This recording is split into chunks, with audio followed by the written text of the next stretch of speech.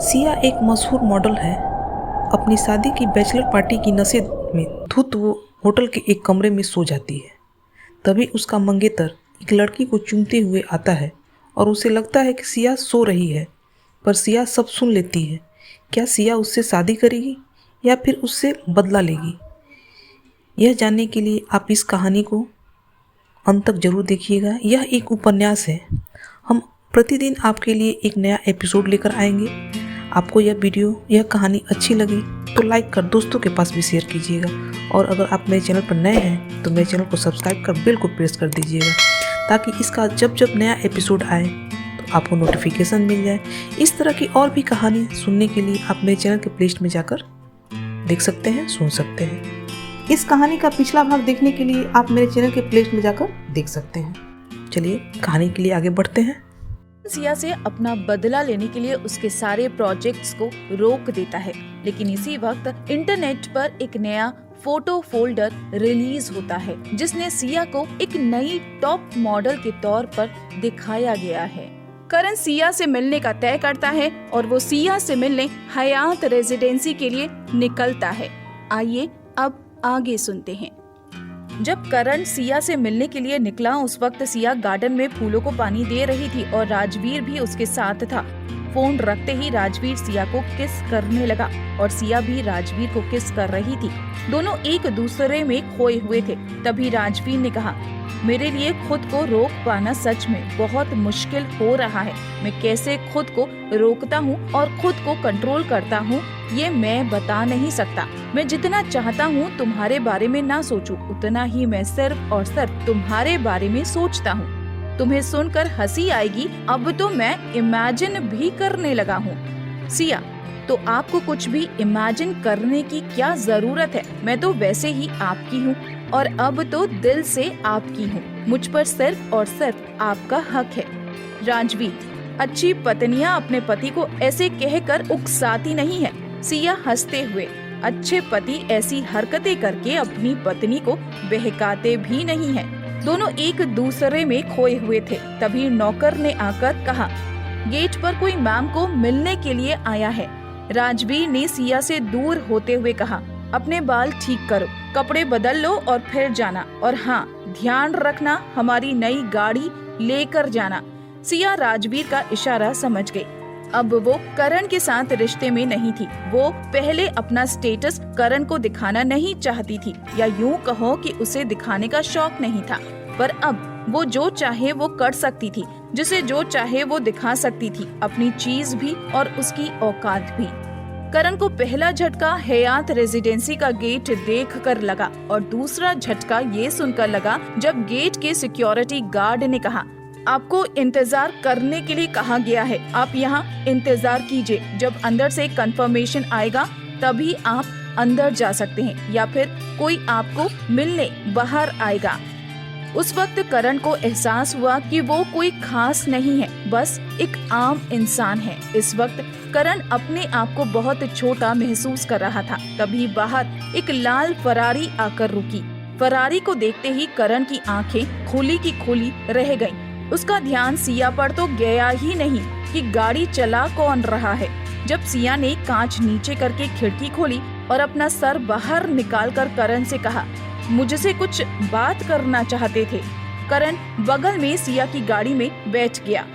करण, तुमने शूट के लिए मना क्यों किया? सिया, मैंने पहले ही कह दिया था, मुझे ठीक नहीं लग रहा है, मैं नहीं कर पाऊंगी। करण, मुझे कोई फर्क नहीं पड़ता कि तुम कहाँ रहती हो, किसकी जायदाद की वारिस हो, या तुम कौन हो। फिलहाल स्टार किंग का मालिक मैं हूँ और तुम मेरी मॉडल हो। इस लिहाज से मैं तुम्हारा बॉस हूँ और आज भी फैसले लेने का हक मेरा है, और मैं फैसला ले चुका हूँ और ई स्टाइल को हामी भी कह चुका हूँ। तुम अब कैसे मना कर सकती हो? मत भूलो तुमने कॉन्ट्रैक्ट साइन किया हुआ है। अगर तुम तोड़ना चाहती हो तो बताओ, वरना तुम्हारे शूट के अनाउंसमेंट के लिए मैंने बुधवार को कॉन्फ्रेंस रखी है। सिया किसी भी सूरत में करण को फायदा नहीं करा सकती। उसे तो करण को बर्बाद करना है, और इस वक्त अगर सिया कॉन्ट्रैक्ट तोड़े तो सिया को हर्जाना भरना पड़ेगा, जो कि एक तरह से करण का फायदा है। सिया, ठीक है, जैसा तुम बोलो। मैं भी बुधवार का इंतजार करूंगी। मीरा अच्छे से जानती है कि सिया ने कुछ न कुछ प्लान तो बना ही रखा होगा। वैसे भी सिया ने उसे बुधवार तक रुकने को बोला है। सिया करण से कहती है कि वो भी कंपनी की इमेज को ठीक करना चाहती है, इसीलिए वो इस शो में जाने के लिए तैयार है। करण, क्या तुम सच में ऐसा चाहती हो और तुम ऐसा करोगी?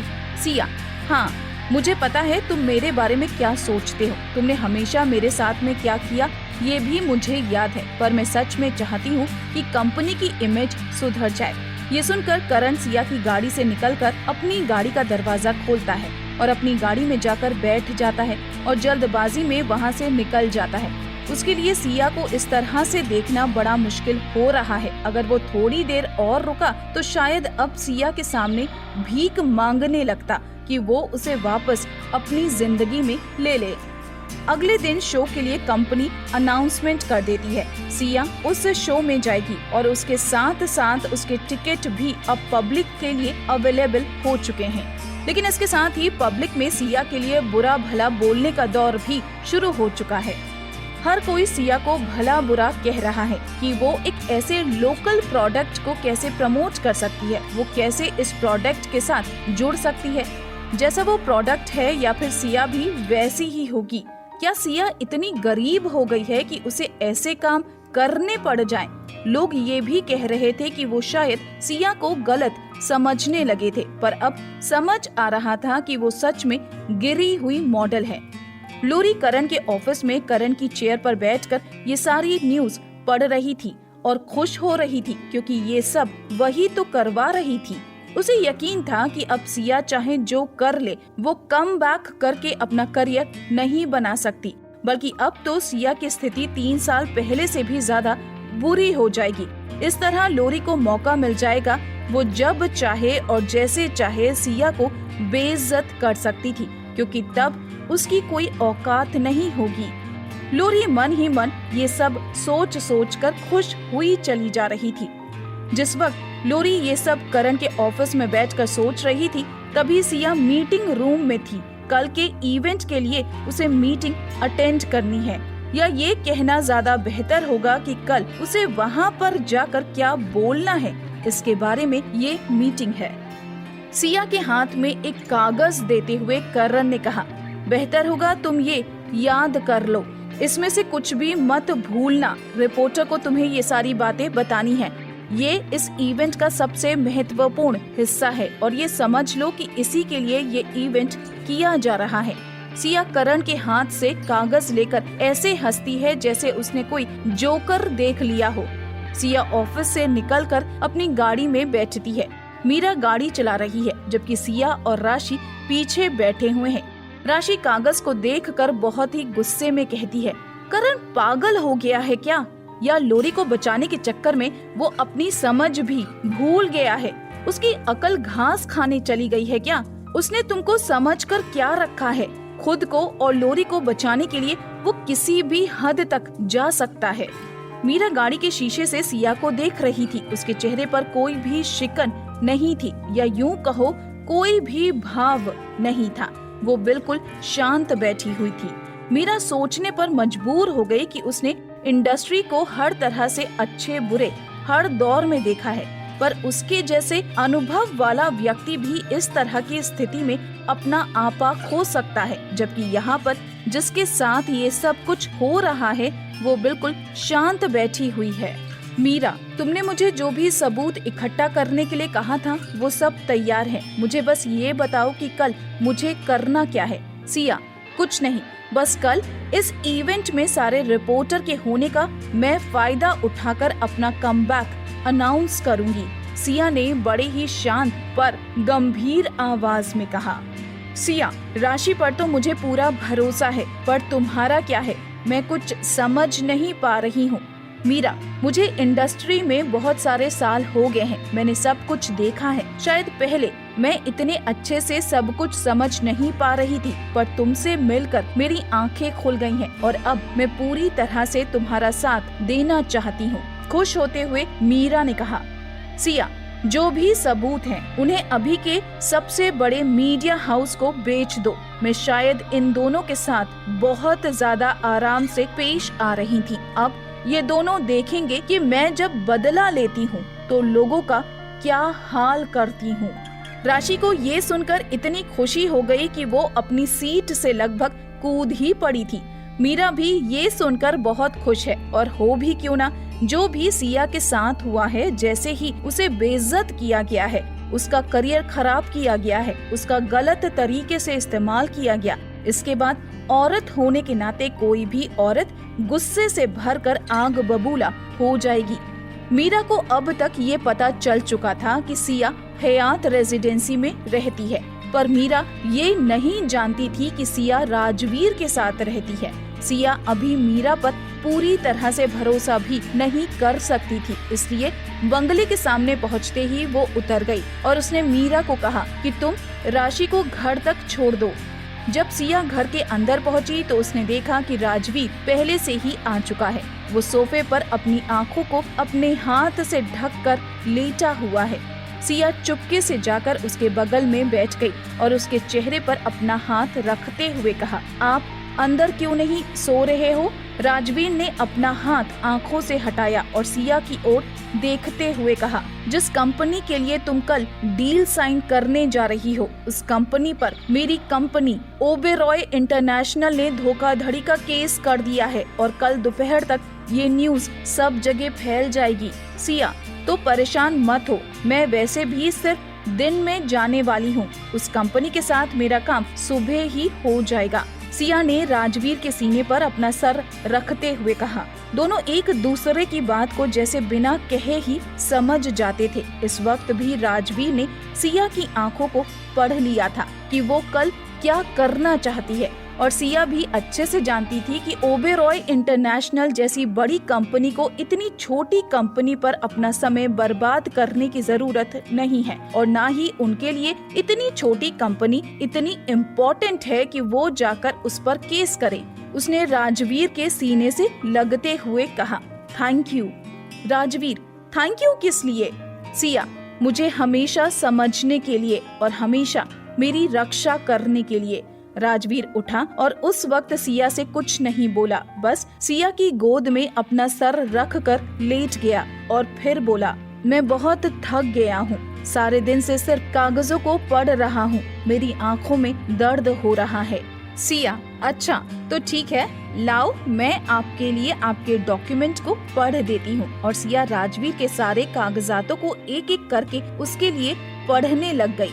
सिया, लाइफस्टाइल नाम की कंपनी ने 3 साल पहले मुझे बहुत अच्छा ऑफर किया था। अब सोचती हूँ तब लगता है अगर वो ऑफर ना ठुकराया होता तो आज मैं कहीं और होती, पर मुझे तुम कैसे मिलते। भगवान सच में सबसे अच्छा सबसे आखिर में देने के लिए रखता है, इसीलिए तो भगवान ने मुझे तुमको दिया है। राजवीर, तो अब स्टार किंग के साथ में अपने कॉन्ट्रैक्ट को खत्म करने के बाद तुम किस कंपनी को ज्वाइन करोगी? सिया, पता नहीं, अभी ये कहना बहुत जल्दी हो जाएगा कि मैं किसे ज्वाइन करना चाहती हूँ। राजवीर, ठीक है, मुझे ज्वाइन कर लो। सिया, नहीं, अभी ओबेरॉय इंटरनेशनल को ज्वाइन करने के लिए और अपनी इमेज बनाने के लिए मुझे बहुत काम करना है। अभी ओबेरॉय इंटरनेशनल मेरी पहुंच से बहुत दूर है। इस वक्त सिया राजवीर की कही बात को नहीं समझ पा रही थी। राजवीर किस कॉन्ट्रैक्ट की बात कर रहा था? ये अपनी तरह का इकलौता कॉन्ट्रैक्ट होगा, ऐसा सिर्फ एक ही हो सकता था, और सिया इकलौती हो सकती थी जो इस कॉन्ट्रैक्ट को साइन करे, क्योंकि राजवीर खुद सिया का मैनेजर बनने के लिए कॉन्ट्रैक्ट बनाने की बात कर रहा था, और सिर्फ सिया ही वो इंसान थी जो राजवीर को अपना मैनेजर रख सकती थी। लेकिन राजवीर आज भी सिया को नहीं बताएगा।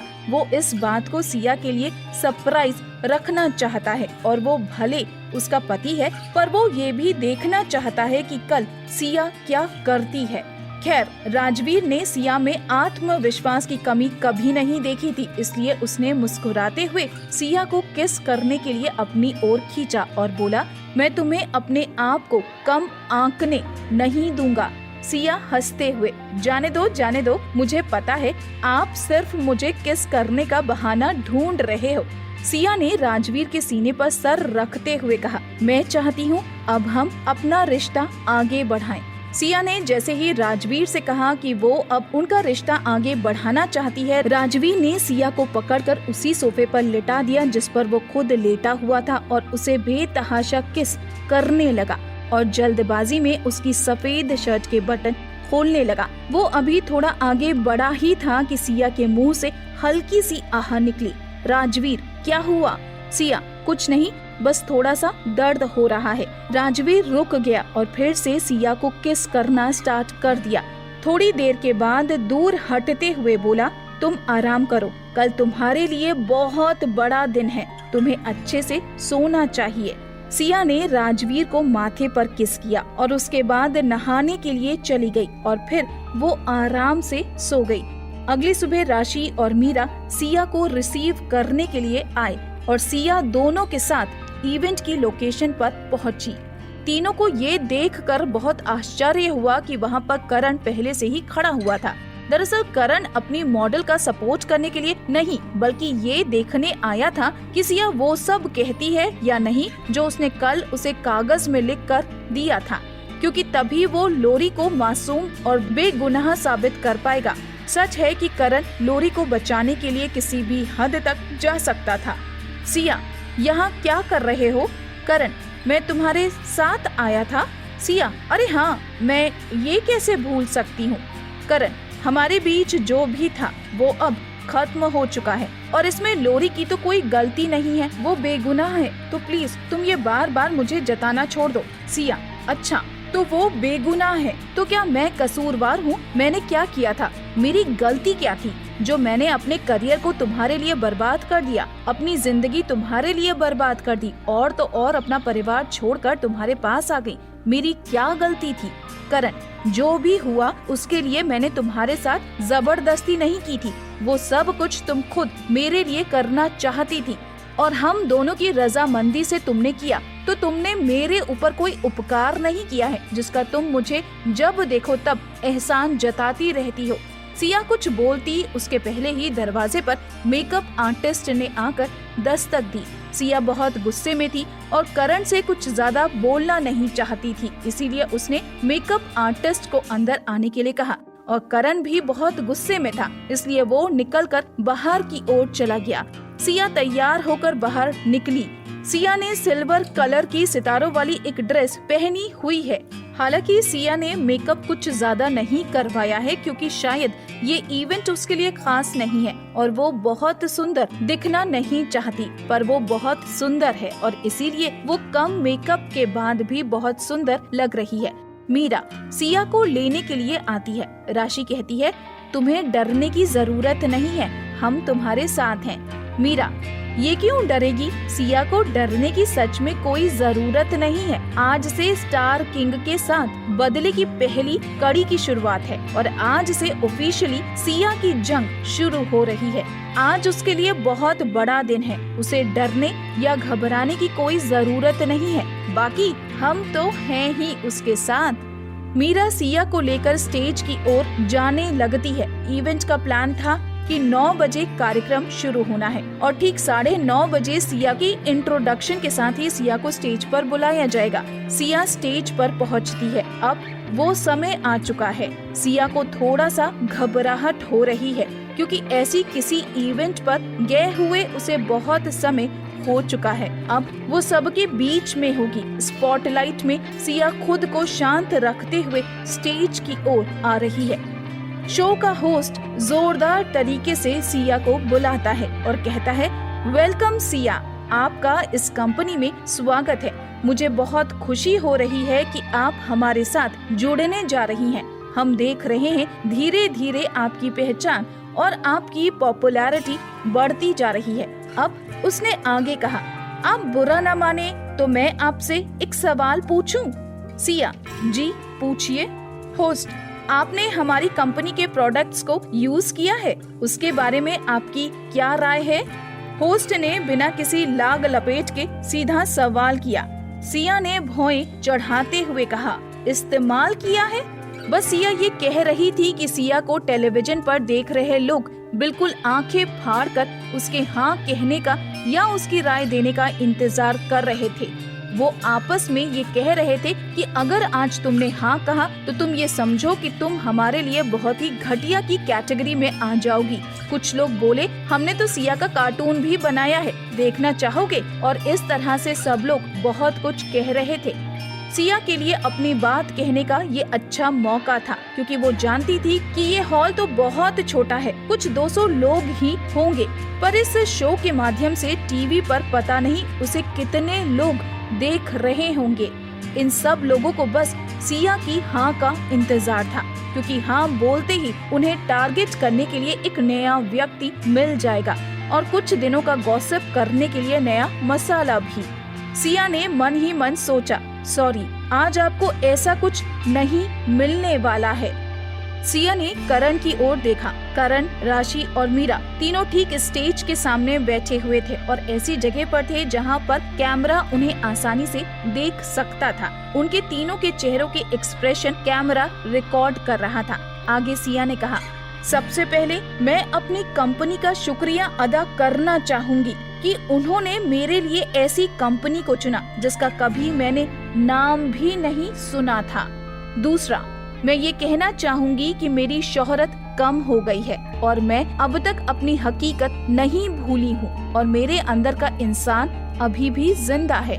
इसलिए मैं अपने चाहने वालों को कोई भी ऐसा प्रोडक्ट कभी भी इस्तेमाल करने के लिए नहीं कहूँगी जिसके बारे में पूरी तरह से ना तो जानकारी हो, ना ही उस पर पूरा भरोसा किया जा सके।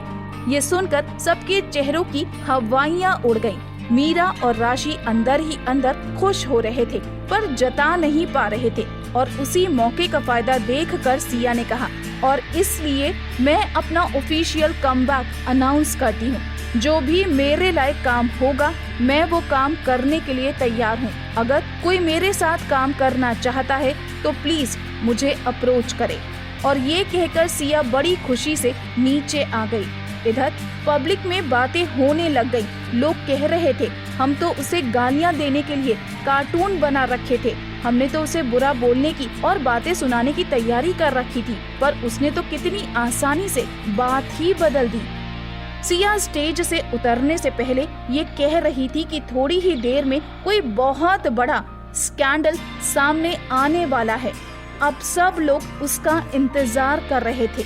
हर कोई हर तरफ से सिया की तारीफ कर रहा था।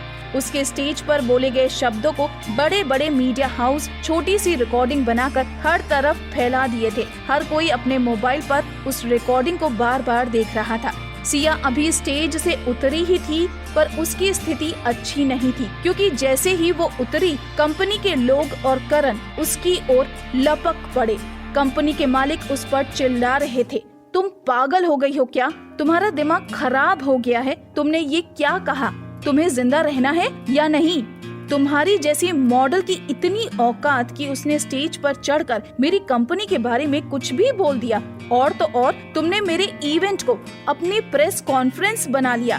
तुम्हारी इतनी हिम्मत कैसे हुई? सिया, अगर तुम्हें आगे भी इस इंडस्ट्री में काम करना है तो तुम्हारे लिए बेहतर यही होगा कि तुम बाहर जाओ और जाके सबसे माफी मांगो और कहो कि तुमने जो कुछ भी कहा वो सब गलत है, और इस वक्त अगर तुमने ऐसा नहीं किया तो तुम बहुत पछताने वाली हो। मैं तुम्हारा इस इंडस्ट्री में रहना मुश्किल कर दूंगा। सिया, मैंने जो बोल दिया उसको बोल दिया। अब मैं बाहर जाकर माफी कैसे मांग सकती हूँ?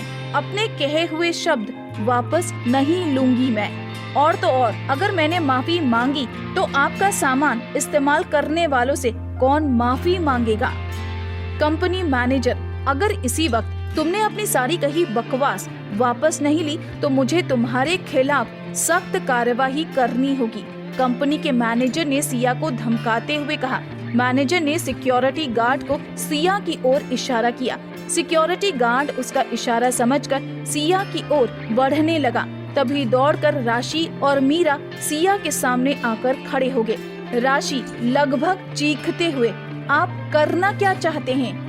करण अब तक बिल्कुल डर के मारे सफेद पड़ चुका था। हालांकि करण कभी भी ऐसी कंपनियों के साथ काम नहीं करता था, पर इस वक्त वो लोरी को बेगुनाह साबित करने की बहुत ज्यादा जल्दी में था और इसीलिए उसने ऐसी कंपनी को चुना। लेकिन उसकी समझ में ये नहीं आ रहा था कि 3 साल पुरानी एक मॉडल जिसने 3 साल से काम नहीं किया, उसमें अपना कमबैक अनाउंस करने की इतनी हिम्मत कैसे आ गई। सिया को एक तरफ खींचते हुए करण ने कहा, तुम पागल हो गई हो क्या? तुम क्या करना चाह रही हो? मुझे पता है तुम मुझसे नफरत करती हो, पर इस वक्त तुम मुझे नहीं या लोरी को नहीं, अपने आप को नुकसान पहुंचा रही हो। एक ऐसी मॉडल जो इंडस्ट्री के हर नियम को ताक पर रखेगी, उसे कोई काम नहीं देगा। सिया, सच में? मुझे तो ऐसा नहीं लगता। करण, मुझे कोई फर्क नहीं पड़ता कि तुम क्या सोचती हो या क्या समझती हो। तुमने जो बदतमीजी की है और जो तुमने यहाँ पर कबाड़ा किया है, उसके लिए अब तुम ही जिम्मेदार हो और उसका हर्जाना भी तुम्हें ही देना होगा। भूल कर भी मेरी कंपनी को इसमें घसीटने की कोशिश मत करना या मेरी कंपनी का नाम लेने की कोशिश भी मत करना। और क्योंकि अब तुम लोरी का नाम इन सब चीजों से हटाने में और उसे बेगुनाह साबित करने में मेरी मदद नहीं कर रही हो, तो मुझे तुम्हारे खिलाफ एक स्टेटमेंट देना होगा जिसमें मैं ये कहूँगा कि इस सब में मेरा कोई लेना देना नहीं है और सिर्फ तुम जिम्मेदार हो।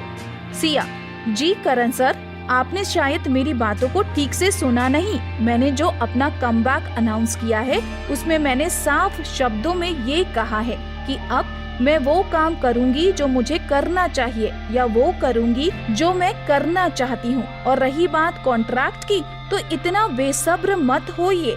बहुत जल्द मेरे वकील आकर आपसे आपके ऑफिस में मिलेंगे और पिछले 3 साल में जो भी चीजें मुझे मिलनी चाहिए थी या जो मुझे मेरे करियर के मिलने चाहिए थे और नहीं मिले, वो सब के बारे में खुलकर डिस्कस करेंगे। हर पॉइंट पर डिस्कशन होगा, आप परेशान ना हो। करण को समझ ही नहीं आ रहा था कि सिया को हो क्या गया है। ये सिया का कौन सा रूप है? वो जिस सिया को जानता था वो एक कमजोर सी लड़की थी जो उसकी हर बात बिना कुछ सवाल जवाब के मान लेती थी, जो उसे बेइंतहा प्यार करती थी। करण ने अपने आप को समझाने के लिए कहा, हो सकता है सिया शायद हमारे ब्रेकअप को एक्सेप्ट नहीं कर पा रही है और इसीलिए ऐसे रिएक्ट कर रही है। करण मन ही मन अपने आप को बहुत बड़ा मानते हुए बोला, ओह प्लीज सिया, तुम्हें मुझे पाने के लिए इस हद तक गिरने की कोई जरूरत नहीं थी। कंपनी के मैनेजर ने सिया को कहा, अगर तुमने मुझे सही से जवाब नहीं दिया और सारी चीजों को साफ करने में और अपने शब्दों को वापस लेने में मेरी मदद नहीं की, तो इस दरवाजे से बाहर जाने का भी सोच मत लेना। ऐसा हो नहीं पाएगा। राशि और मीरा पूरी तरह से सिया को प्रोटेक्ट करने की कोशिश कर रहे थे, पर एक लंबे चौड़े बॉडीगार्ड ने आकर उन तीनों के मुंह पर कमरे का दरवाजा बंद कर दिया और उन तीनों को देखकर एक विजय मुस्कान दी। इस वक्त राशि को इस बात से नफरत हो रही थी कि वो एक आदमी नहीं है और इनसे लड़ नहीं सकती। करण बाजू में खड़ा होकर सब कुछ देख रहा था। फिलहाल उसका सिया की मदद करने का कोई इरादा नहीं था, क्योंकि वो सिया को सबक सिखाना चाहता था कि उसे धोखा देने का और उसकी बात ना मानने का क्या नतीजा हो सकता है। पर सबसे बड़ी बात ये थी कि उसे ये समझ नहीं आ रहा था या वो मानना नहीं चाह रहा था कि पहले धोखा देने वाला वो खुद था। अब कोई भी मदद मिलते ना देखकर राशि मीरा परेशान हो रहे थे, जबकि सिया थोड़ा शांत थी। तभी अचानक से जोर से दरवाजा खुला और अंदर ब्रीफकेस लिए हुए एक आदमी 3 बॉडीगार्ड के साथ आया। ब्रीफकेस वाला आदमी, यहाँ पर मैनेजर कौन है? मैनेजर, मैं हूँ। क्यों, क्या हुआ? ब्रीफकेस वाला आदमी, मैं ओबेरॉय इंटरनेशनल का वकील हूँ और आपके खिलाफ मेरी कंपनी ने केस किया है। ये सुनकर मैनेजर का चेहरा पीला पड़ गया। मैनेजर हकलाते हुए, किस बात का केस किया है? वकील, आपने हमारी एक मॉडल की फोटो को इल्लीगल तरीके से अपनी पिछले महीने की एक इश्तिहार में इस्तेमाल किया है और ये उसूलों के खिलाफ है, इसलिए मैंने अपनी कंपनी की तरफ से आपके खिलाफ केस किया हुआ है। छोटी मोटी कंपनियों का इस तरह से फोटो का इस्तेमाल कर लेना कोई बड़ी बात नहीं थी। ऐसा छोटी मोटी कंपनियां अपने प्रोडक्ट की बिक्री बढ़ाने के लिए करती रहती थी। पर आज कुछ नया हुआ था, क्योंकि आज एक छोटी कंपनी की ऐसी हरकत पर ओबेरॉय इंटरनेशनल ने उस पर केस कर दिया था। आज तो सिर्फ ऐसा लग रहा था कि इस कंपनी के बस बुरे दिन चल रहे हैं, कोई भी असली वजह नहीं जानता था। दरअसल ये राजवीर का अपना तरीका था सिया की मदद करने का, ताकि उसे उसका बदला लेने में थोड़ी आसानी हो सके। वैसे राशि सब समझ रही थी, उसे पता था कि ये सब कुछ राजवीर ने किया है और वो ये सोच रही थी कि राजवीर सिया के लिए कितना प्रोटेक्टिव है। राशि सिया को तिरछी नजरों से देख रही थी और हंस रही थी। खैर, इस वक्त कंपनी वाले ये सोच ही नहीं पा रहे थे कि सिया ने क्या कहा और क्या किया। वो तो बस अपने आप को बचाने में लगे हुए थे। वो कंपनी अच्छे से जानती थी कि ओबेरॉय इंटरनेशनल को नाराज करना अपनी मौत को बुलाने जैसा है, और इस वक्त तो उन्होंने राजवीर की बीवी को नाराज किया था। पूरी दुनिया में नाराज करने के लिए और तंग करने के लिए उन्हें सिया ही मिली थी। इस गहमा गहमी का फायदा उठाकर करण चुपके से वहां से भाग गया। उस समय उसने ये भी नहीं सोचा कि वो अपने पीछे 3 लड़कियों को अकेला छोड़कर जा रहा है। मौका देखकर मीरा ने कहा, सिया चलो यहाँ से चलते हैं, और तीनों वहाँ से निकल कर आ गए। मीरा को ये सब कुछ सिर्फ किस्मत का खेल लग रहा था। वो जानती थी कि इस इंडस्ट्री में किस्मत बहुत मायने रखती है, और इस वक्त जैसा कि उसे लग रहा था कि किस्मत पूरी तरह से सिया का साथ दे रही है। गाड़ी में बैठते ही राशि जोर जोर से इंटरनेट पर लिखे हुए कमेंट पढ़ने लग गई, और उसे ये सब पढ़कर बड़ा मजा आ रहा था। उसने कहा, लोरी ने तो सोचा होगा आज तुम्हारा करियर खत्म हो जाएगा, पर उसे नहीं पता था कि ये सब कुछ उस पर ही भारी पड़ेगा। लोरी तो मौका देख रही होगी कि वो तुम्हें सबकी नजरों में गिरा दे और करण से बोलकर कॉन्ट्रैक्ट तोड़ने के लिए तुम्हें सजा भी दिलवाए, पर देखते हैं अब उसका क्या होता है। सिया ने राशि की बातों पर ज्यादा ध्यान नहीं दिया। वो सीधे मीरा की ओर मुड़ी और मीरा से पूछा, मैंने जो तुम्हें सबूत इकट्ठा करने को कहे थे वो सब कुछ हो गया? मीरा, हाँ सब कुछ हो चुका है, बस अब ये रिलीज करने की देरी है। बड़ा मजा आने वाला है। स्टार किंग कितनी घटिया कंपनी है, उसका मालिक कोई गधा ही होगा। वो कैसे सिया को ऐसे किसी शो के लिए जबरदस्ती कर सकता है, और पिछली बार भी लोरी की जगह सिया को जाने के लिए उसके बॉस ने ही मजबूर किया होगा। ये कंपनी तो सिया का करियर प्लान नहीं कर पा रही है। इससे अच्छी कंपनी तो कोई प्राइमरी स्कूल का बच्चा चला लेगा। ये कंपनी सिया को छोड़ देनी चाहिए। सिया इस कंपनी में काम कर ही क्यों रही है? सिया कितनी अच्छी है, उसने कितना अहम कदम उठाया है, कितनी बहादुर है वो, और भी न जाने क्या क्या। इस समय इंटरनेट पर सारे कमेंट एक तरफा थे जो सिर्फ सिया की तारीफ कर रहे थे, और ये देखकर लोरी गुस्से से पगलाई जा रही थी। उसने कभी नहीं सोचा था कि अपने करियर के लिए और अपनी इमेज को बनाने के लिए सिया ऐसा कुछ करेगी और कंपनी के खिलाफ चली जाएगी, और तो और इतने बड़े इवेंट में जाकर सबके अगेंस्ट जाकर सिया अपना कमबैक अनाउंस कर देगी।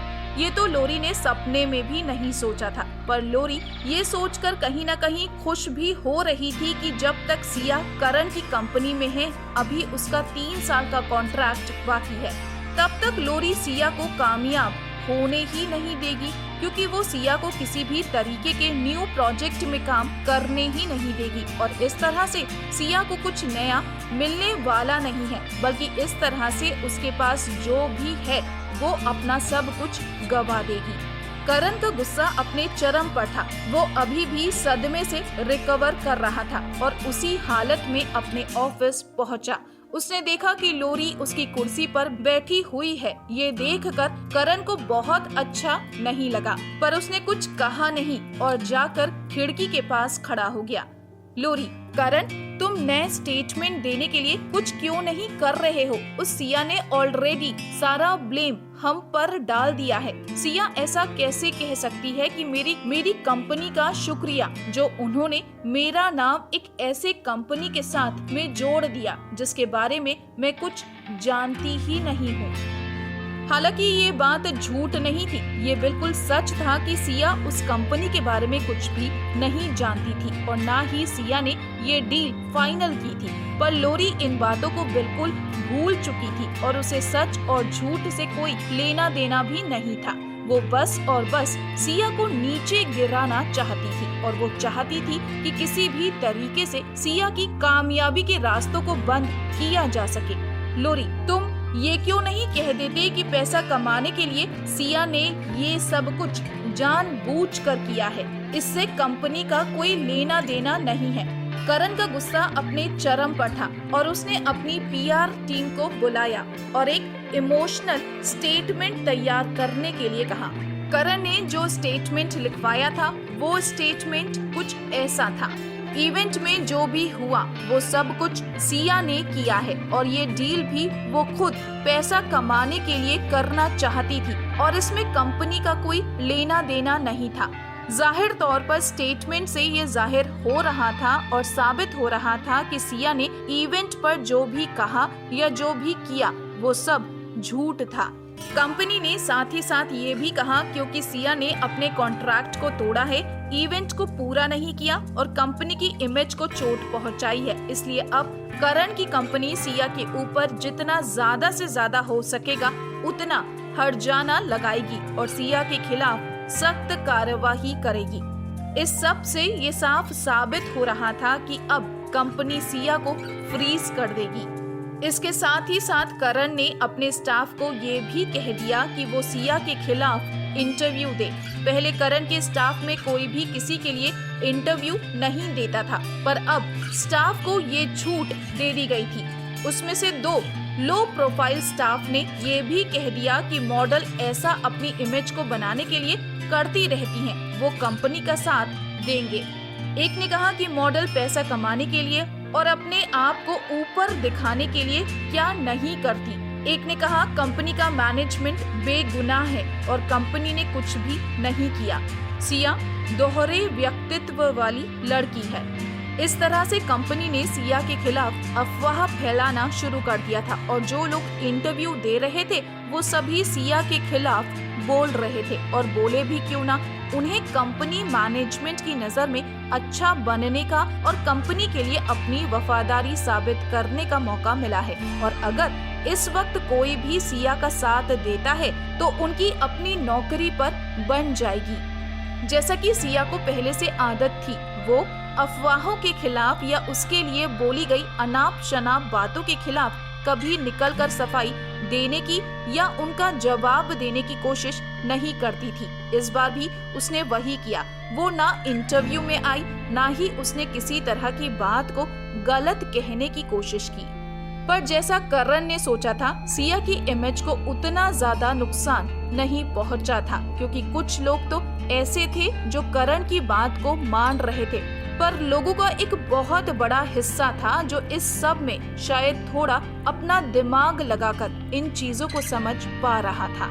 ओवरऑल इन सब में सिया को फायदा ही हुआ था और उसकी इमेज ऊंची ही हुई थी। वो अब सिर्फ और सिर्फ ऊपर उठ रही थी। करण और लोरी चाहे कुछ भी कर लें, पर वो सिया को नुकसान नहीं पहुंचा पा रहे थे।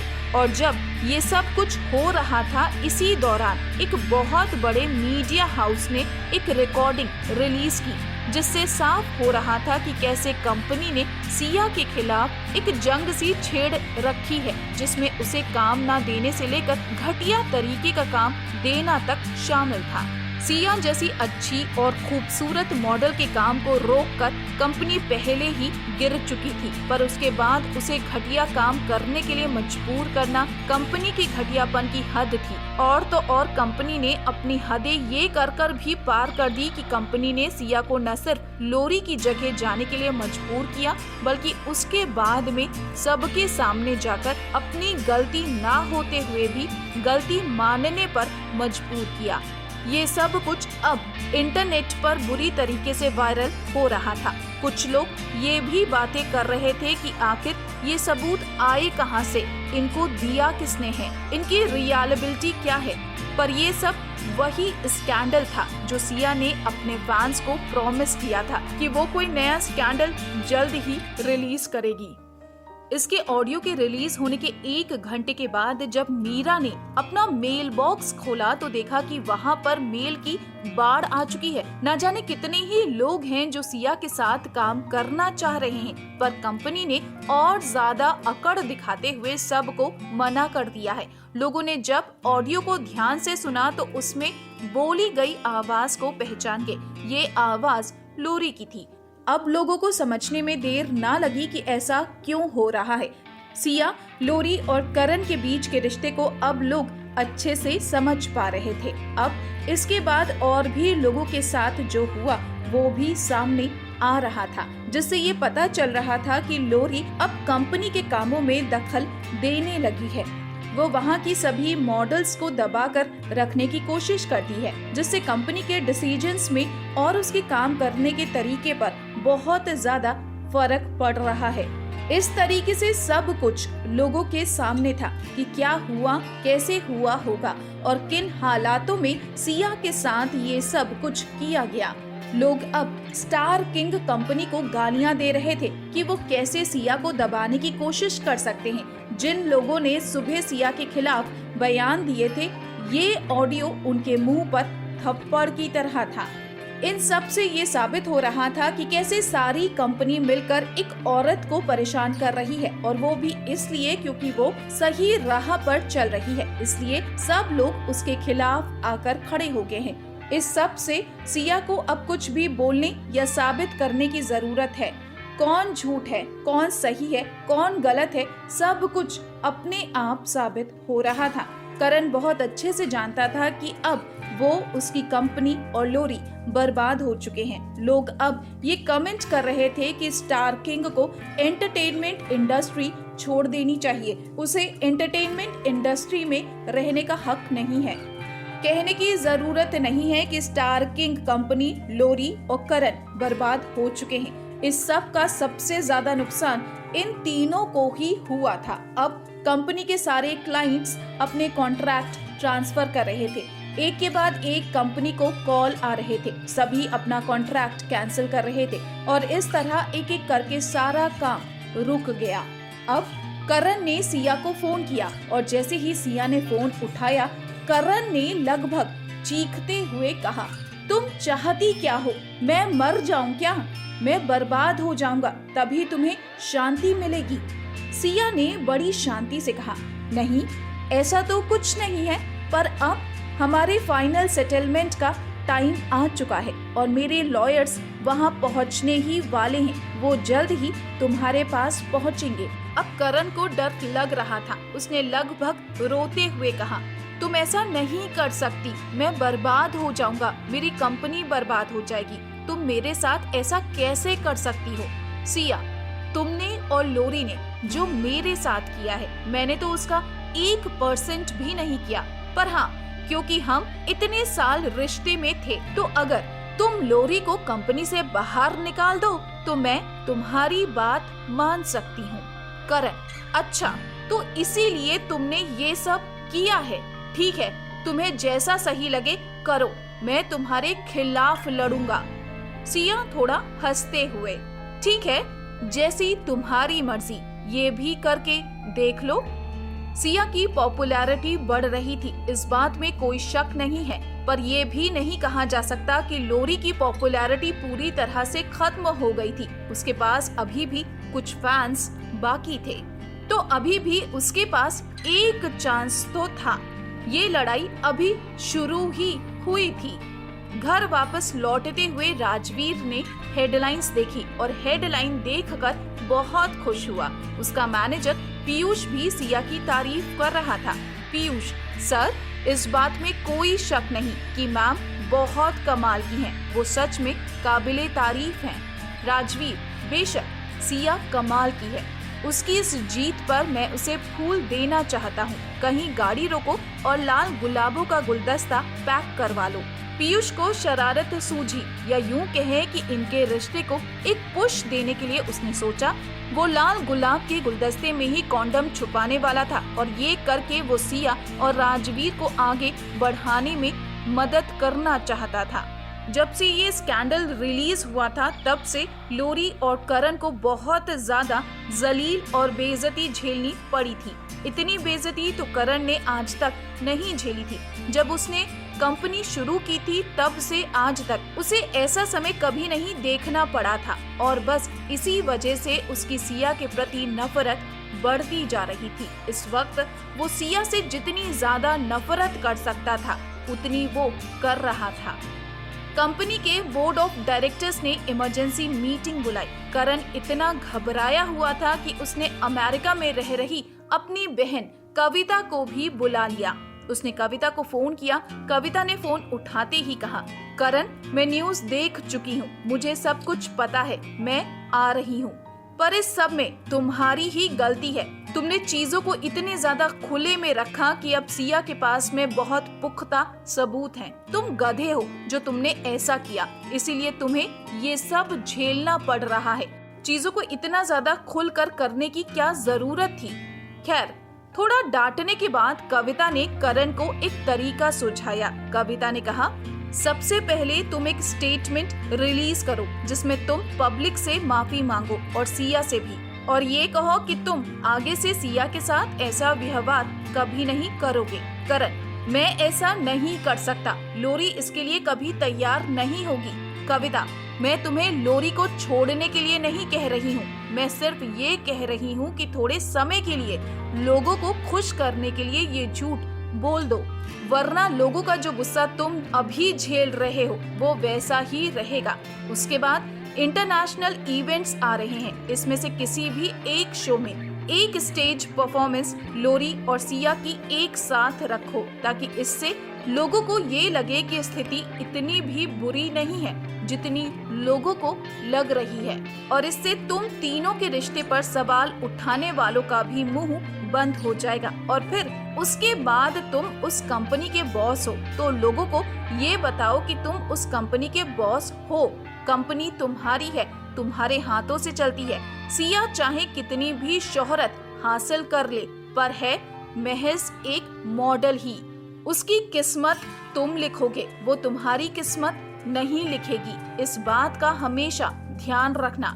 करण, लोग सच कहते हैं, बड़े लोगों के पास ज्यादा तजुर्बा होता है।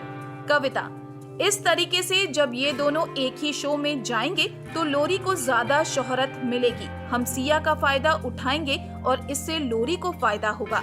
ये मत भूलो कि टॉप 10 मॉडल का कंपटीशन बहुत जल्दी ही होने वाला है। इसके लिए जरूरी है कि लोरी की पॉपुलैरिटी बढ़े। वैसे इतने साल तुम्हारे साथ रहने के बाद अगर सिया इस हद तक गई है तो तुमने जरूर कुछ ना कुछ बहुत ज्यादा किया होगा। इंडस्ट्री में बहुत ज्यादा अच्छे लोग तो नहीं है, और मैं तुमसे भी ये उम्मीद नहीं करती कि तुम एक ही औरत के बन के रह जाओगे। आखिर तुम भी इसी इंडस्ट्री के हिस्सा हो। पर अगर तुम्हें धोखा देना ही था तो धोखा देते, पर सिया को पता क्यों चलने दिया? चोर उस वक्त तक चोर नहीं होता जब तक वो चोरी करते हुए पकड़ा ना जाए। खैर, यही सही रहेगा कि दोनों को एक साथ स्टेज पर जाने दो और दोनों को एक दूसरे का सामना करने दो, पता तो चले कौन कितने पानी में है। वैसे भी लोरी को तुमने कुछ जरूरत से ज्यादा ही बिगाड़ दिया है। अगर इस वक्त तुम मेरे भाई ना होते और उसके पेट में तुम्हारा बच्चा ना होता तो मैं तुम लोगों का कभी साथ ना देती। करण, दीदी, मैं उसे बिगाड़ नहीं रहा हूँ, मुझे बस ये लगता है कि कहीं हमारे बच्चे को कोई नुकसान ना पहुँचे, इस सब की वजह से कहीं हमारे बच्चे पर कोई असर ना पड़े। कविता, और हाँ, तुम्हारे लिए इसलिए भी सिया के साथ फिलहाल रिश्ते को सुधारना जरूरी है क्योंकि कृष्णा का किडनी ट्रांसप्लांट अब ड्यू है। अब वो किडनी ट्रांसप्लांट के लिए तैयार है। पहले तो सिया उसे किडनी देने के लिए मान गई थी, पर अब तुम्हारे ये सब झगड़े और तुम्हारे धोखे के बाद में क्या वो अब ऐसा करेगी? ये भी याद रखना, करण कृष्णा के बारे में लगभग भूल ही गया था। उसे जैसे ही याद आया उसे एहसास हुआ कि उसने कितनी बड़ी बात मिस कर दी है। दरअसल करण 3 भाई बहन हैं। सबसे बड़ी बहन कविता जो एंटरटेनमेंट इंडस्ट्री में ही काफी अच्छी पोजीशन पर एक मैनेजर है। उसका दूसरा करण जिसको एंटरटेनमेंट इंडस्ट्री में उसकी बहन कविता ने ही लगवाया था। और सबसे छोटी बहन कृष्णा को किडनी की बीमारी है जिसकी वजह से वो ज्यादातर अस्पताल में ही रहती है। उसकी तबीयत अक्सर खराब ही रहती है।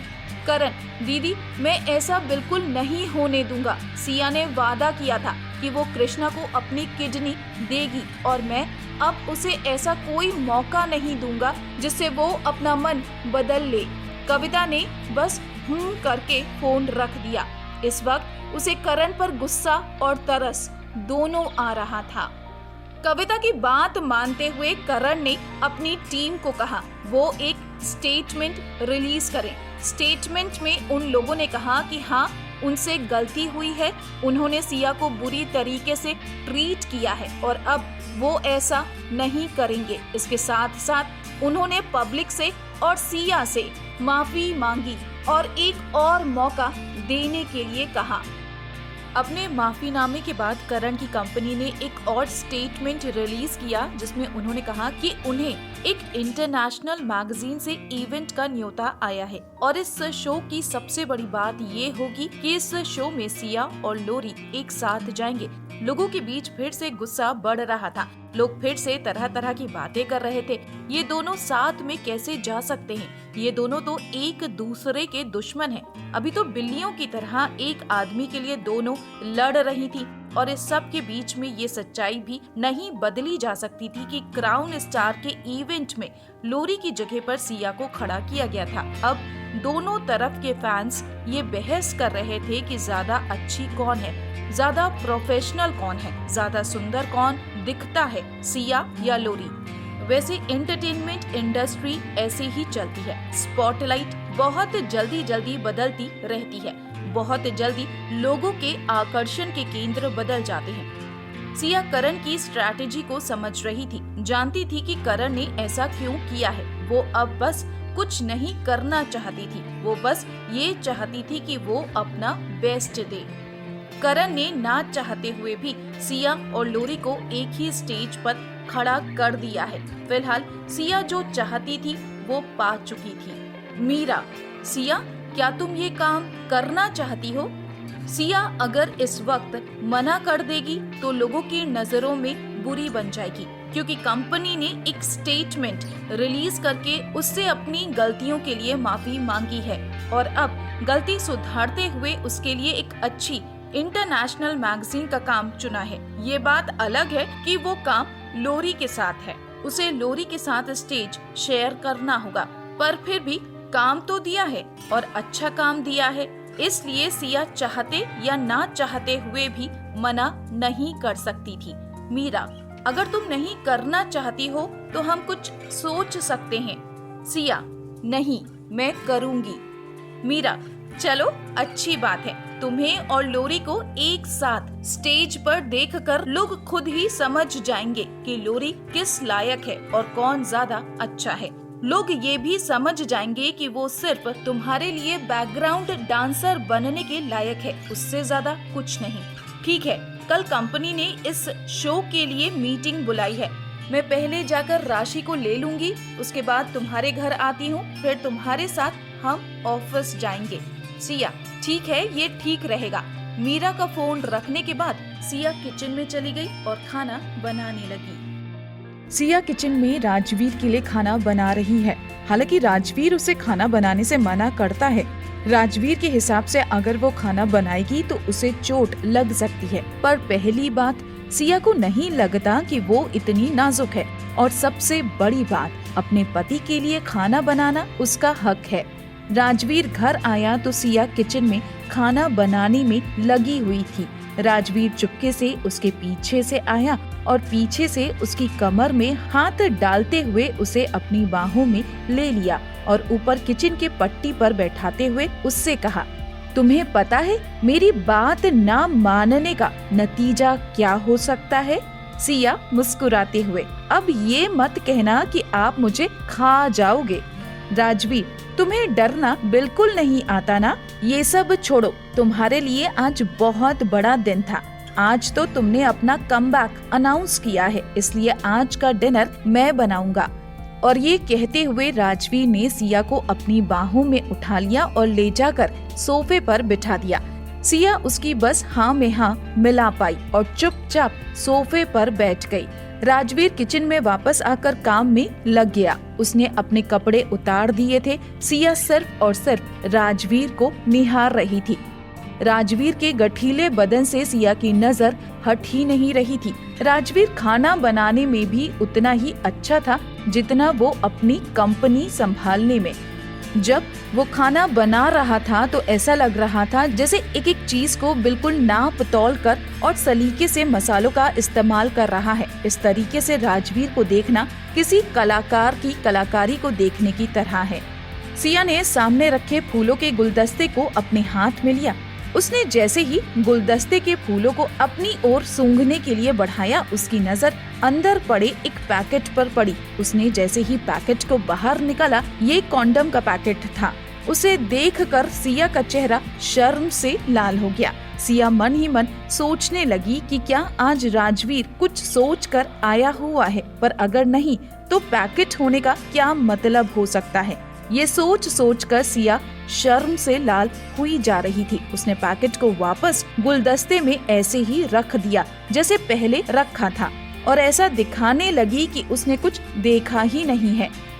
राजवीर ने जब खाना बना लिया उसके बाद वो ऊपर कमरे में गया। वहाँ कमरे में जाकर देखा उसने सिया बिस्तर पर बैठी हुई थी और फूलों के गुलदस्ते को हाथ में लिया हुआ है। वो फूलों को निहार रही है। उसने जैसे ही राजवीर को देखा उसने कहा, मैं बहुत खुश हूँ, मुझे ये फूल बहुत अच्छे लगे। मुझे पहली बार इतने सारे फूल किसी ने दिए हैं। राजवीर, तुम्हें खुश करना इतना आसान क्यों है? बस थोड़े से फूल दे दो और तुम खुश हो गई। तुम बाकी औरतों की तरह क्यों नहीं हो सकती हो? मैं तुम्हें कितना कुछ देना चाहता हूँ, लेकिन तुम कभी कुछ बोलती क्यों नहीं हो कि तुम्हें क्या चाहिए? और बाकी औरतों की तरह क्यों नहीं हो? कोई डायमंड, कोई ज्वेलरी, कुछ तो होगा जो तुम्हें चाहिए। अगर ये नहीं तो शोहरत और कामयाबी ही सही, कुछ तो बताओ, तुम क्या चाहती हो? सिया, क्या कहा? शोहरत और कामयाबी? मैं आपकी पत्नी हूँ, आपकी जिंदगी पर मेरा हक है, आप मेरा हक हैं। हमारी शादी हुई है, मैं पूरी जिंदगी आपके साथ बिताऊंगी। मेरे लिए क्या इतना काफी नहीं है? रही शोहरत और कामयाबी की बात, तो वो मैं अपने बलबूते पर हासिल करूंगी। और एक बात बताओ, क्या शोहरत और कामयाबी आपसे ज्यादा जरूरी है? राजवीर मन ही मन खुश होते हुए सिया की बात सुन रहा था। राजवीर ने पास आकर सिया को किस किया और किस करते करते बीच में ही कहा, तुम्हारे होठ इतने अच्छे हैं कि मैं उनसे दूर रह नहीं पाता हूँ। राजवीर की तरह ही सिया भी मदहोश होकर उसे किस कर रही थी। बस 1 मिनट के अंदर दोनों एक दूसरे से लिपटे हुए थे और सिया का टॉप उतर चुका था। सिया राजवीर का पूरी तरह से साथ दे रही थी और इसीलिए वो भी उसके बटन को खोलने लगी। इसी बीच में सिया ने राजवीर से सवाल किया, क्या तुम ये चाहते हो? राजवीर ने चालाकी से कहा, क्या तुम ये चाहती हो? मैं तो बस तुम्हारी हाँ का इंतजार कर रहा हूँ। मैं तो हमेशा से तैयार हूँ। मैं तो कब से तुम्हें सारी रात जगा कर रखना चाहता हूँ। सिया राजवीर की बात सुनकर शर्म से लाल हो गई और उसने कहा, मैं ये तो जानती हूँ कि मैं अपनी सारी जिंदगी तुम्हारे साथ बिताना चाहती हूँ, पर इस चीज के लिए मैं तैयार हूँ या नहीं ये मुझे अभी नहीं पता। राजवीर सिया को इस तरीके से नहीं जाने देगा। वो चाहता है कि वो सिया को बहुत सारा प्यार और वो शारीरिक संतुष्टि देना चाहता है जो उसे मिलनी चाहिए, जो उसका हक है। लेकिन ऐसी संतुष्टि के और भी बहुत तरीके हैं। राजवीर सिया की मर्जी की इज्जत करता है और उसे सिया की बात का मान रखना भी आता है। दोनों एक दूसरे को प्यार करते करते बिस्तर पर ही लेट गए। बिस्तर पर लेटते ही सिया ने शिकायती लहजे में राजवीर से कहा, मुझे लगा आपने वो चीज खरीदी है तो शायद आप। राजवीर, चीज? कौन सी चीज? सिया ने अपने तकिया के नीचे से कॉन्डम का पैकेट निकाल कर राजवीर को दिया और कहा, इसी की वजह से तो मैं ऊपर कमरे में आई थी और आकर मैंने नहाया भी। सिया ने शर्माते हुए कहा। राजवीर ने कॉन्डम का पैकेट अपने हाथ में लिया और कहा, मैं ये लेकर तभी आऊंगा जब तुम्हारी हाँ होगी, इस तरीके से कभी भी लेकर नहीं आऊंगा। ये उस पीयूष की हरकत है। खैर छोड़ो, शर्माने की जरूरत नहीं है।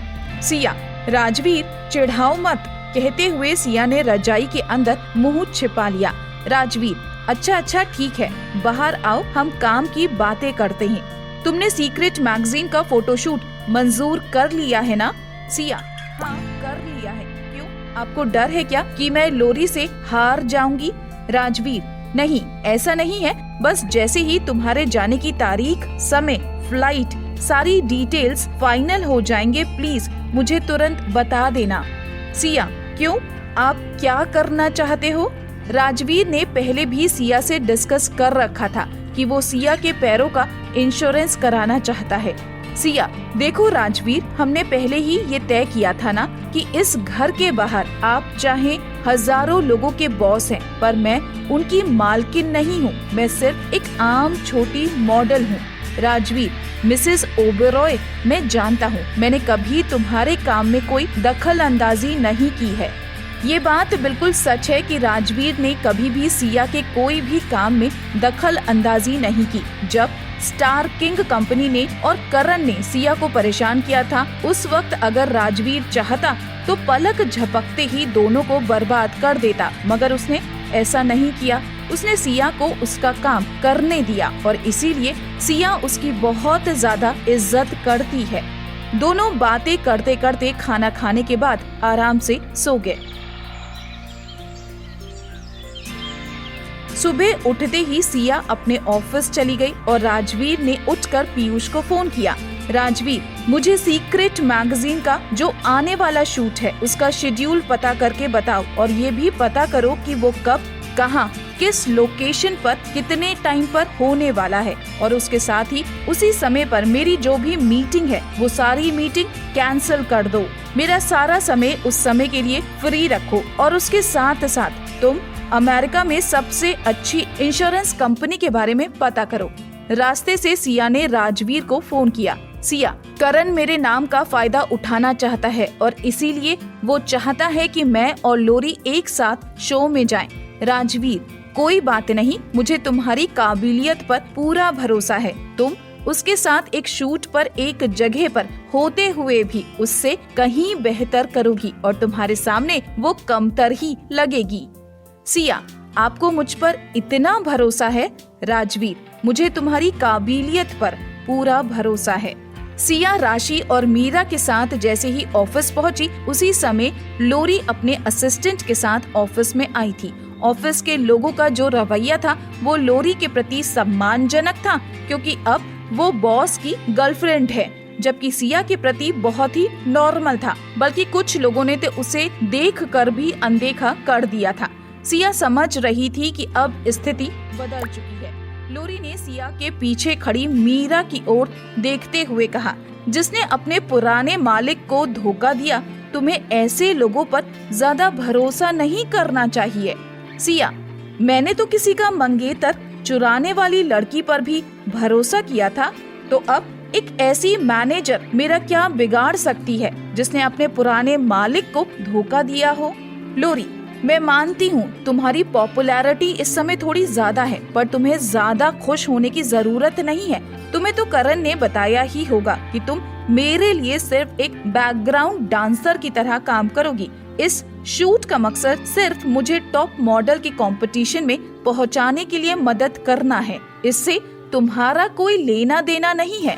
सिया, अच्छा, अगर ऐसा है तो अभी से ऑल द बेस्ट। सिया ने स्टाफ की तरफ देखते हुए कहा, कल मेरे लॉयर आकर यहाँ पर करण के साथ सारी बातें क्लियर कर चुके हैं और करण ने इस बात का वादा किया है कि अब से मुझे वही इज्जत मिलेगी जो मुझे मिलनी चाहिए। मैं और लोरी दोनों इस कंपनी के मॉडल हैं। बेहतर होगा ये भेदभाव ना हो। लोगों की जगह बदलने में समय नहीं लगता। और अगर इज्जत नहीं कर सकते हो तो मुझसे इज्जत की उम्मीद भी मत करना। मैं उसी की इज्जत करूंगी जो मेरी इज्जत करेगा। करण ने सिया और लोरी को सीक्रेट मैगजीन की कंपनी के बारे में समझाने के लिए एक मीटिंग बुलाई थी। तीनों मीटिंग रूम में बैठे हुए थे। करण बीच में बॉस की जगह पर बैठा था, जबकि सिया और लोरी उसके आजू बाजू। अब लोरी का कद थोड़ा बढ़ चुका था, पर वो इतनी बेशर्म थी कि वो सिया के सामने ही करण को बार बार प्यार भरी नजरों से निहार रही थी। राशि और मीरा को ये सब देख देख कर बहुत गुस्सा आ रहा था, पर वो कुछ बोल नहीं सकते थे। खैर, करण ने बोलना शुरू किया। तुम दोनों को अमेरिका शूट के लिए जाना है। तुम दोनों के साथ मैं खुद जाऊंगा, और क्योंकि हमें वहाँ पर लोगों के साथ में कुछ दिन रहकर काम करना है, इसलिए उनके बारे में पूरी जानकारी होनी जरूरी है। सीक्रेट कंपनी की शुरुआत 20 साल पहले हुई थी। पिछले कुछ दिनों में उनकी पॉपुलैरिटी थोड़ी कम हुई है, पर फिर भी वो वहाँ पर काफी पॉपुलर हैं। यहाँ पर इंडियन मॉडल को लेने का फैसला कंपनी ने इसलिए किया है ताकि वो अपनी पॉपुलैरिटी को यहाँ भी फैला सकें, और क्योंकि लोरी को वहाँ के फैशन का नॉलेज है, इसलिए सिया बेहतर होगा कि तुम लोरी की बात को मानो। सिया, ठीक है, जैसा तुम चाहते हो वैसा ही होगा।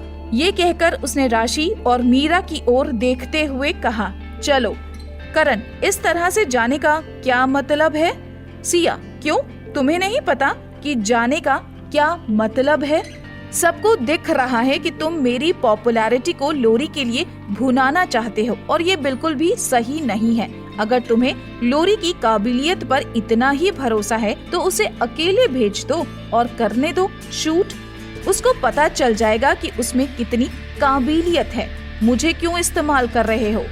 करण, ठीक है, अगर कुछ ऐसा है जिससे तुम सहमत नहीं हो तो बैठो, हम बात कर सकते हैं। सिया, क्यों? बात करने के लिए बचा ही क्या है? तुम लोरी को टॉप 10 मॉडल में भेजने के लिए मेरा इस्तेमाल करना चाहते हो, जिसके लिए अब मैं तैयार नहीं हूँ। मुझे ये मंजूर नहीं है। तुम्हें क्या लगता है मेरा सब्र जिंदगी भर चलेगा? सब जानते हैं कि जो भी हुआ है उसके बाद लोरी को कोई भी अब काम नहीं देगा, और इसीलिए तुम चाहते हो कि अब मैं उसकी मदद करूं और अपने आप को पीछे रखूं। मैं अब पुरानी वाली सिया नहीं हूं, जिसे समझाना, बेवकूफ बनाना बहुत आसान था। तुम खुद सोच लो कि तुम्हारे लिए क्या इम्पोर्टेंट है, तुम्हारी ये रखेल या तुम्हारी कंपनी। राशि अपने आप को ताली बजाने से नहीं रोक पाई। वहीं मीरा ने खुद को संभाला, पर मुस्कुरा तो वो भी रही थी। मीरा मन ही मन सोच रही थी, कहाँ इन लोगों ने सिया को परेशान करने का प्लान कर लिया था और कहाँ सिया ने इनको ही नींद से जगा दिया। और रही बात पॉपुलैरिटी की, तो करण, तुम ये मत भूलो कि तुम्हारी कंपनी के अंदर मैं इकलौती मॉडल हूँ जिसने फिल्म की हुई है, और तुम मेरे मुकाबले इस बी ग्रेड की मॉडल को भेजना चाहते हो। तुम ये चाहते हो बी ग्रेड की मॉडल के पीछे मैं चलूं? इसको ढंग से बोलना तक तो आता नहीं है। तुम सोच लो। लोरी टेबल पर हाथ रखते हुए गुस्से में, बहुत हो गया सिया, मैं तुम्हारा मुंह तोड़ दूंगी। करण, सिया सही कह रही है, तुम्हें उसकी बात सुननी चाहिए। लोरी, नहीं, मैं बिल्कुल नहीं सुनूंगी, और मैं इस तरह की बातें बर्दाश्त भी नहीं करूंगी। करण, तुम्हें बर्दाश्त करनी होगी। मैंने डिसाइड कर लिया है कि तुम सिया की बात मानोगी।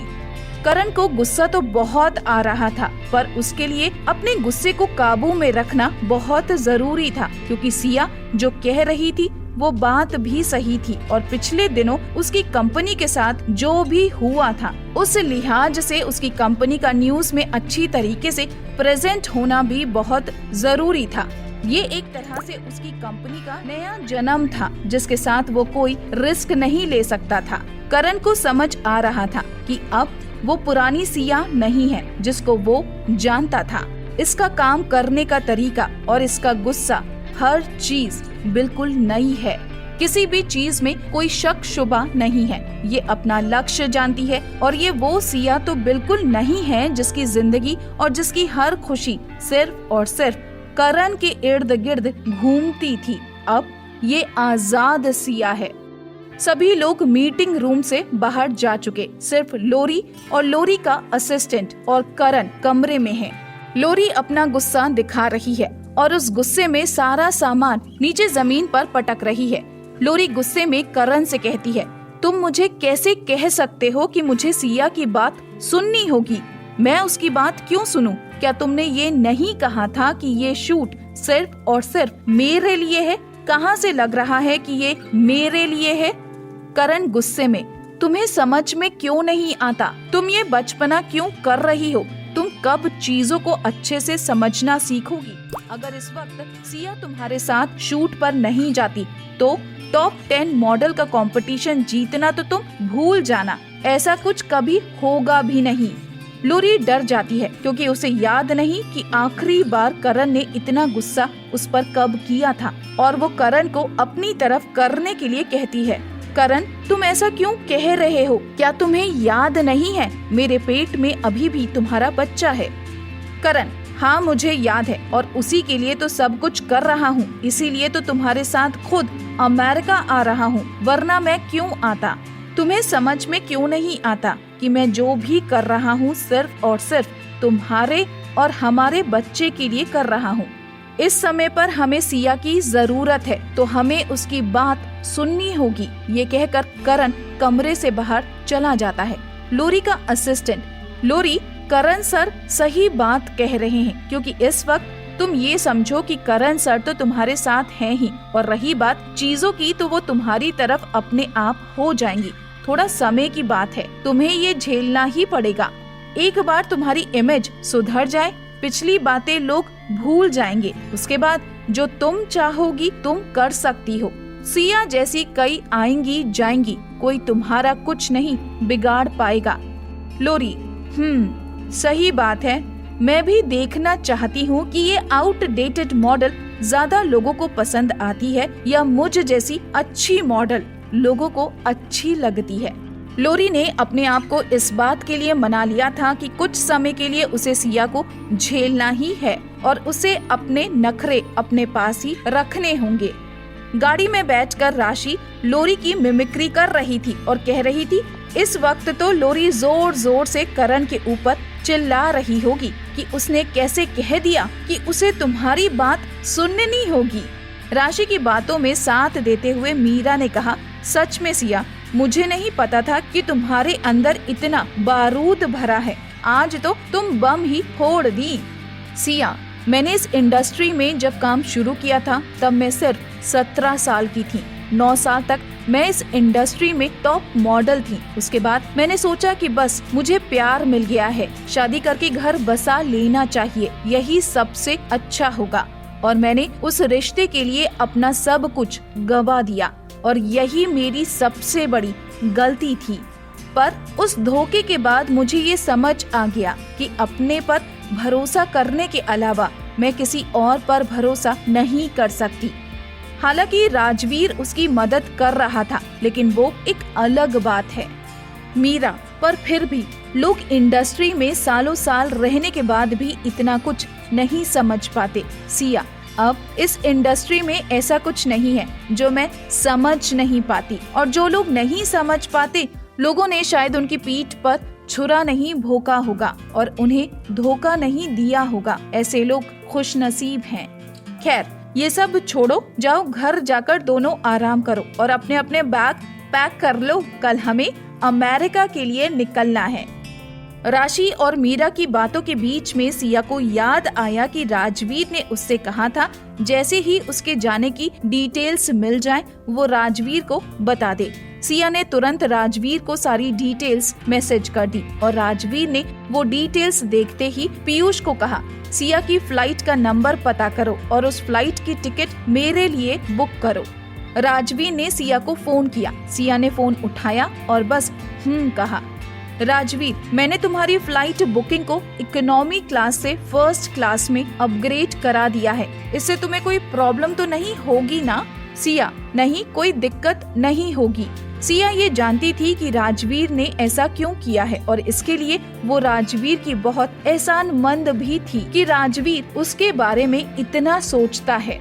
दरअसल सिया, लोरी और करण को फ्लाइट में एक ही लाइन में बैठना था और सिया ये बहुत अच्छे से जानती थी कि लोरी शांत बैठने वालों में से नहीं है, स्पेशली जब वो करण के साथ होगी और वहाँ सिया भी हो तो वो अपने प्यार की नुमाइश जरूर करेगी और उनका तमाशा देखना सिया के लिए थोड़ा परेशानी वाला होगा। इसी वजह से राजवीर ने उसके लिए फर्स्ट क्लास की टिकट बुक किए थे। अब सिया को सुकून था कि वो सुकून से सो पाएगी। सिया ने आगे राजवीर को पूछा, राशि और मीरा का क्या? राजवीर, तुम घर आ जाओ, फिर उनके बारे में बात कर लेते हैं। राजवीर को सिया की आवाज में झिझक समझ आ रही थी। उसने सिया को पूछा, अगर बात नहीं कर सकती हो तो कोई बात नहीं, घर आ जाओ, हम तब बात कर लेंगे या फिर मुझे मैसेज कर दो। सिया ने ओके कहा और फोन रख दिया और राजवीर को मैसेज किया, मैं अभी फिलहाल मीरा पर पूरी तरह से भरोसा तो नहीं कर सकती, पर इस वक्त अगर मैं मीरा और राशि को अलग अलग तरीके से ट्रीट करूंगी तो ये मीरा के साथ अच्छा नहीं होगा, क्योंकि उसने मेरे साथ चलने का फैसला किया है। तो अब मैं कंफ्यूज हूँ कि मैं क्या करूँ। सिया और राजवीर एक दूसरे के पूरक हैं। जब भी सिया को इस तरीके के डिसीजन लेने में मुश्किल होती थी, राजवीर उसको सही दिशा दिखाता था। राजवीर ने सिया को मैसेज किया, कोई बात नहीं, देखो ये बात तो सच है कि मीरा में लाख कमियां हैं, लेकिन उसने बहुत बड़े बड़े आर्टिस्टों को मैनेज किया है, ये भी एक पॉइंट है जिसे हम भूल नहीं सकते। और उससे भी बड़ी बात ये है कि मीरा के बारे में सारी जानकारी हमारे पास है। इस वक्त अगर हम ये जुआ खेलते हैं तो ज्यादा से ज्यादा हमारे हाथ कुछ नहीं आएगा, पर हम हारेंगे भी कुछ नहीं, क्योंकि वो हमारा कुछ बिगाड़ नहीं पाएगी। और अगर दोनों को देखो तो राशि और मीरा में मीरा ज्यादा काबिल है और उसकी पहुंच ज्यादा है। सिया, ठीक है, जैसा आप ठीक समझें। राजवीर, ठीक है, मैंने उन दोनों को भी अपग्रेड करा दिया है। देर रात को करण अपने घर में अपना सामान पैक कर रहा है, तभी लोरी उसके पीछे से आई और उससे लिपटते हुए बड़े प्यार से बोली, सॉरी, मैंने आज सुबह कुछ ज्यादा ही गुस्सा दिखा दिया, मुझे ऐसा नहीं करना चाहिए था, मैं मानती हूँ मेरी गलती थी। करण, तुम्हें क्या लगता है मुझे इस चीज की आदत नहीं होगी? इतने सालों में मैं तुम्हें अच्छे से जानने लगा हूँ। अगर मुझे तुम्हारी और हमारे होने वाले बच्चे की फिक्र नहीं होती तो मैं खुद तुम्हारे साथ अमेरिका क्यों आता? मेरे आने की और क्या वजह हो सकती है? खैर, अभी के लिए लोरी, तुम एक चीज अच्छे से समझ लो कि अब तुम सिया के साथ लड़ना बंद करो, हमें उसकी जरूरत है। लोरी, मैं उससे लड़ना नहीं चाहती, बस मैं डर जाती हूँ कि कहीं तुम दोनों फिर से एक साथ ना हो जाओ। करण, पागल हो तुम, कुछ भी सोचती रहती हो। तुम अच्छे से जानती हो मैं सिर्फ और सिर्फ तुम्हें प्यार करता हूँ। अपने दिमाग को थोड़ा शांत रखो और ज्यादा सोचना बंद करो। इस हालत में तुम जितना ज्यादा हो सके खुश रहना चाहिए, ये तुम्हारे और बच्चे दोनों के लिए अच्छा है। लोरी, ठीक है, लेकिन कल फ्लाइट में तुम सिया को एक बार भी नहीं देखोगे, तुम सिर्फ और सिर्फ मेरे साथ रहोगे और मुझे देखोगे, लोरी ने लाड दिखाते हुए कहा। करण, ठीक है, जैसा तुम चाहो। दरअसल लोरी इस ट्रिप पर सिया को ये साबित करना चाहती थी कि करण असल में किसे प्यार करता है, और वो सिया को ये भी साबित करना चाहती थी कि चाहे सिया का करियर कितनी भी ऊंचाइयों पर चला जाए, पर वो करण को वापस नहीं पा सकती। दूसरी ओर सिया भी अपने घर में अपना सामान पैक कर रही थी। जब वो अपने वॉक इन वार्डरोब में गई तो उसकी नजर एक और बैग पर पड़ी जो राजवीर ने अपने लिए पैक किया हुआ था। उसने उत्सुकतावश राजवीर के स्टडी रूम में जाकर पूछा, आप भी कहीं जा रहे हो क्या?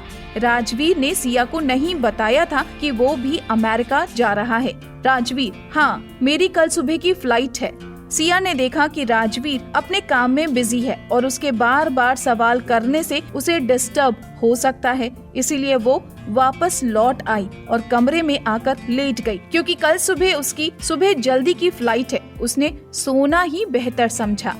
मीरा और राशि दोनों सिया को लेने के लिए सुबह जल्दी ही हयात रेजिडेंसी के गेट पर आ चुकी थी।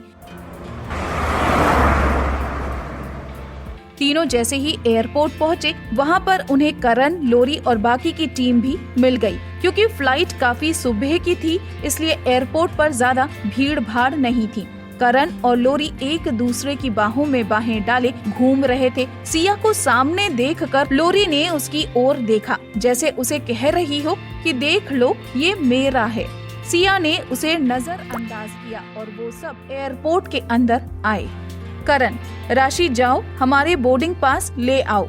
राशि ने मन ही मन बोला, मैं क्यों जाऊं, मैं तुम्हारी नौकर नहीं हूँ। सिया, राशि जाओ बोर्डिंग पास ले आओ। एक पल के लिए तो राशि को समझ नहीं आया, पर सिया का इशारा समझते हुए वो बोर्डिंग पास लेने के लिए काउंटर पर चली गई और कुछ देर के बाद वापस आई। उसके हाथ में सिर्फ 3 बोर्डिंग पास हैं, उसका, मीरा का और सिया का। लोरी, राशि, ये क्या बदतमीजी है, तुम बाकी सबके बोर्डिंग पास क्यों नहीं लेकर आई? राशि, क्योंकि मुझे सैलरी ना तो तुम देती हो और ना ही करण की कंपनी मुझे सैलरी देती है। मेरी तनख्वाह सिया देती है, इसलिए मैं सिया के लिए काम करूंगी, किसी और के लिए नहीं। और लोरी, वैसे भी तुम्हारे पास असिस्टेंट है ना, तो इससे काम करवाओ, वरना इसको क्या देखने के लिए लाई हो? लोरी और उसके असिस्टेंट को बहुत ज्यादा गुस्सा आया, लेकिन वो कुछ बोल नहीं पाया। करण ने सिया की ओर देखा, पर सिया उसे अनदेखा करके आगे निकल गई। लोरी ने मन ही मन कहा, सिया तुम तो ठहरो, मैं तुम्हें फ्लाइट में बताती हूँ। जैसे ही बोर्डिंग चालू हुई, तीनों बोर्डिंग गेट की तरफ बढ़े। सिया को उसके कुछ फैंस ने रोक लिया और ऑटोग्राफ मांगने लगे। लोरी और करण दोनों जाकर फ्लाइट में बैठ गए। लोरी करण की बाहों में बाहें डालकर बैठी हुई थी। वो करण से जितना चिपक कर बैठ सकती थी, उतना चिपक कर बैठी थी। उसका इरादा सिर्फ इतना था कि सिया को ये सब देखकर दुख हो और उसे बुरा लगे। सिया अंदर आई और दोनों को अनदेखा कर वो आगे बढ़ने लगी, तो लोरी ने थोड़ा हंसते हुए कहा, सिया ये तुम्हारी सीट है। सिया, नहीं, मेरी सीट फर्स्ट क्लास में है। पीछे से राशि ने जोर से हंसते हुए कहा, सॉरी, और हमारी सीट भी फर्स्ट क्लास में ही है। मीरा को अभी तक नहीं पता था कि सिया ने उसका भी टिकट अपग्रेड कराया है। जिंदगी में पहली बार उसे कंपनी के मालिक से भी ज्यादा इज्जत मिल रही थी। लोरी उन तीनों को आगे जाते हुए देख रही थी। लोरी गुस्से से लाल थी और बस जली भुनी जा रही थी। लोरी करण की ओर मुड़कर, ये सब क्या है, वो फर्स्ट क्लास में कैसे जा सकती हैं? करण, मुझे नहीं पता। लोरी, इनकी टिकट कंपनी ने कराई है। करण, मैं ऐसा क्यों करूँगा? लोरी जल भुनकर राख हुई जा रही थी। वो तो सिया को जलाना चाहती थी, पर अब तो ये मौका गया। ये सोचकर लोरी का पारा चढ़ रहा था। जैसे ही सिया पर्सनल केबिन में पहुंची, वो पूरा खाली है, उनके अलावा कोई भी नहीं है। राशि, सिया, क्या वो दोनों भी यहाँ आएंगे? यहाँ तो पूरा खाली है, कोई है ही नहीं। तभी एक एयर होस्टेस ने आकर कहा, मैम आप आराम कीजिए। दरअसल मिस सिंघानिया को कोई दिक्कत ना हो, इसके लिए मिस्टर ओबेरॉय ने पूरा का पूरा फर्स्ट क्लास बुक कर लिया है। आप यहाँ पर रेस्ट कर सकते हैं। किसी भी चीज की जरूरत हो तो आप मुझे बुला लेना। राशि, वाह सिया, क्या जिंदगी है। मीरा के चेहरे पर बिल्कुल कंफ्यूज एक्सप्रेशन है। वो समझ नहीं पा रही है कि ये हो क्या रहा है। मीरा अभी कुछ समझ पाती, इससे पहले ही फर्स्ट क्लास के बाथरूम से ब्राउन कोट में एक आदमी निकला, जिसे देखकर उसकी आंखें फटी की फटी रह गईं। ये ओबेरॉय इंटरनेशनल के मालिक राजवीर ओबेरॉय है। मीरा अभी कुछ समझ पाती, इसके पहले ही राजवीर सिया की ओर बढ़ा और सिया ने राजवीर को प्यार भरी नजरों से देखा और उसकी तरफ बढ़कर राजवीर की कमर में हाथ डालकर कहा, तो मिस्टर ओबेरॉय, आप सुबह सुबह मुझे बिना बताए कहाँ गायब हो गए थे? राजवीर, मिसेस ओबेरॉय, ऐसा लग रहा है आपको मेरा यहाँ आना अच्छा नहीं लगा।